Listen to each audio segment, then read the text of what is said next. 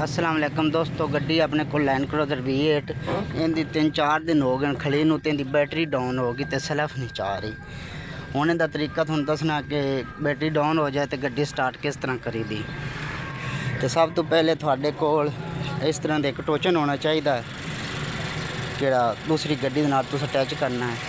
कोई भी गड्डी वाला होवे जो मसलन अपनी गड्डी दे विच भी टोचन रखना चाहिए, ज़रूरत दी शै है।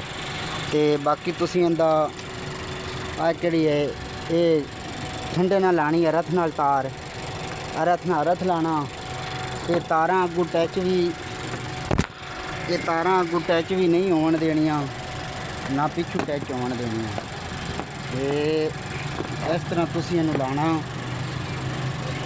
रथ नाल इत्थे।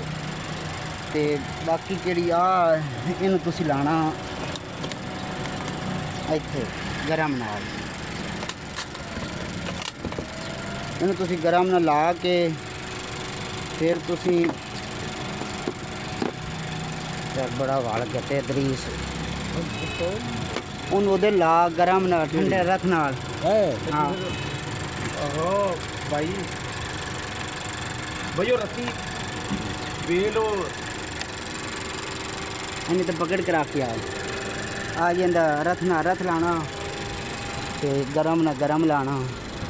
फिर आप चलने गड्डी दे मीटर ते उस गड्डी थोड़ी जी रेस दे असी बंद उन्हें करके उन्हें गड्डी रेस दे कि गड्डी ने टोचन करना उन्हें थोड़ी रेस दे के रखनी तो AC उनका बंद रखना। तो कुछ 2-3-4 मिनट लगी रहन देनी। गाय वेखो जी थोड़े सामने गड्डी स्टार्ट हो गई। इस तरह आप गड्डी स्टार्ट कर सकते हैं। इस तरीके ना गड्डी स्टार्ट होगी, इस तरह ही करना तुसीं। जो नेक्स्ट फिर इस तरह टोचन ला देना दोवें साइड। थोड़े सामने दोस्तों हुण गड्डी स्टार्ट हो गई है। हुण तकरीबन इन्हें अद्धा घंटा स्टार्ट खड़ी रहन देना। जे खलवानी है गड्डी तो फिर अद्धा घंटा स्टार्ट खड़ी रहे। जे कदी लैके जानी है तो फिर गड्डी लैके जा सकने हैं, क्योंकि गड्डी चलसी तो बैटरियां चारा जोसन। तो किसी भी गड्डी की बैटरियां डाउन होवन तो तुसीं इस तरह करके बंदा स्टार्ट कर सकता है। ओके, अल्लाह हाफिज़, मिलने।